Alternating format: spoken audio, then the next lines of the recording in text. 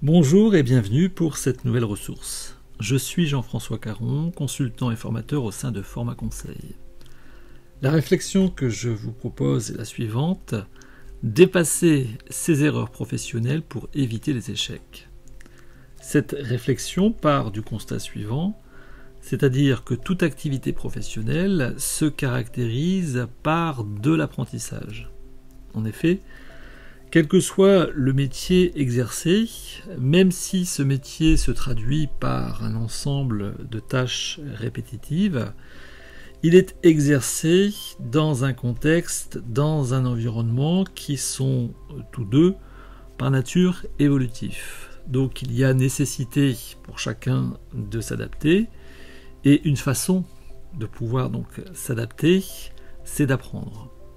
Donc on apprend en exécutant tout métier, cet apprentissage étant réalisé de façon plus ou moins conséquente, étant effectué de manière plus ou moins consentie, de façon plus ou moins consciente.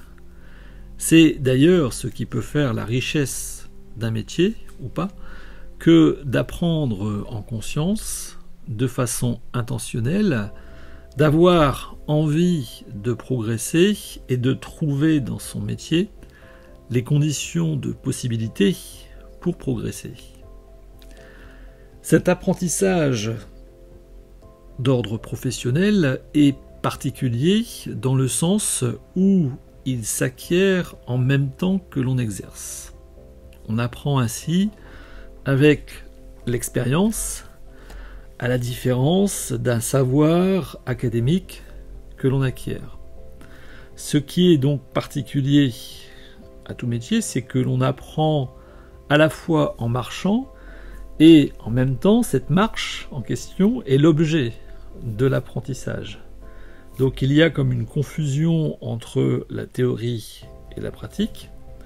On apprend à marcher et on marche pour apprendre, ce qui irrémédiablement induit des erreurs.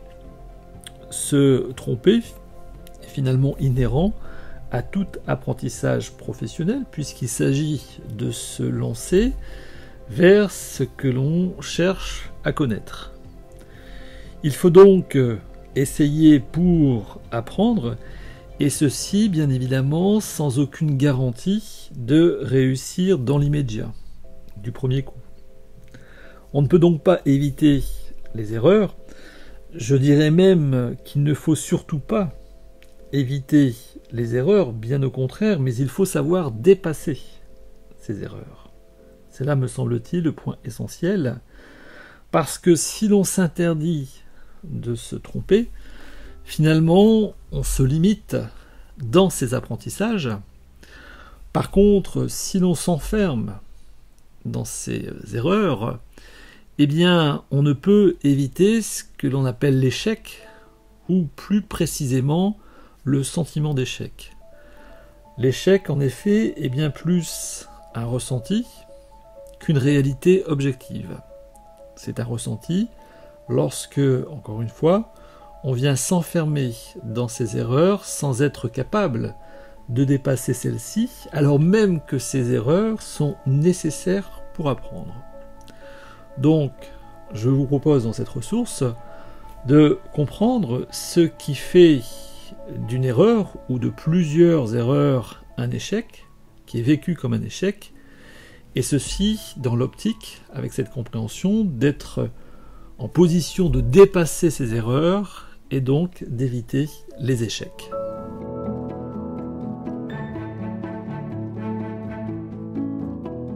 Comment transforme-t-on des erreurs professionnelles en sentiment d'échec ?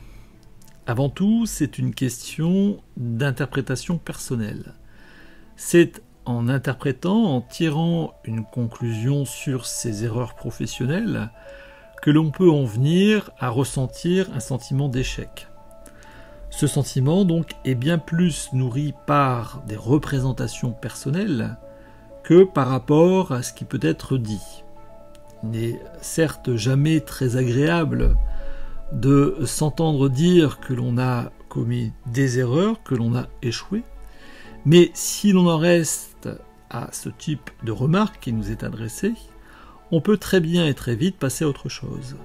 Par contre, si l'on vient à intérioriser ces erreurs professionnelles, c'est alors que peut se former le sentiment d'échec. Quels sont donc les facteurs qui peuvent nous conduire à ce type d'intériorisation? Alors j'en vois 3, dont la combinaison simultanée est de nature à transformer les erreurs en sentiment d'échec. Premier facteur, c'est le fait d'attribuer ces erreurs à une cause structurelle, c'est-à-dire de faire d'une erreur non pas un événement particulier lié à un contexte particulier, mais de considérer cette erreur comme une manifestation d'ordre fondamental. C'est-à-dire que cette erreur s'est produite et il n'en aurait pas pu être différent. Elle s'est produite parce que cette erreur est de nature fondamentale et donc elle se reproduira. C'est considérer que je me suis trompé de la sorte, comme je m'étais déjà trompé par le passé, et donc nécessairement je me tromperai à l'identique à l'avenir. Le second facteur, c'est de considérer que les erreurs sont de mon fait et exclusivement de mon fait. C'est exclure toute raison liée à l'environnement, tout élément environnant, pour expliquer tout ou partie de mon erreur. Je prends l'entière responsabilité en considérant notamment que personne d'autre que moi, dans un contexte identique, aurait commis les mêmes erreurs. Et enfin, le troisième facteur, c'est de s'identifier, donc dans la suite du second facteur, de s'identifier à ces erreurs, de considérer celles-ci comme nous étant propres, nos propres erreurs, considérant que ces erreurs viennent manifester qui je suis, et cela malgré tous les efforts que je peux engager pour ne pas les commettre. Ces erreurs sont en quelque sorte symptomatiques de qui je suis, symptomatiques d'une incompétence qui, je pense, me caractérise, qui m'identifie, qu'il m'est impossible de dépasser puisque je considère que cette incompétence, manifestée donc par ces erreurs, fait partie de moi. Donc, en combinant simultanément ces 3 facteurs, l'erreur n'est dès lors plus une étape ou une modalité d'apprentissage, mais elle devient un point final. J'ai échoué.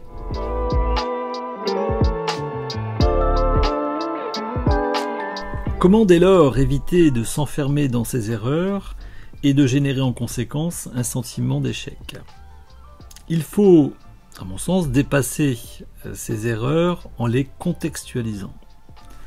En effet, les 3 facteurs présentés précédemment ont pour point commun d'être de nature fondamentale.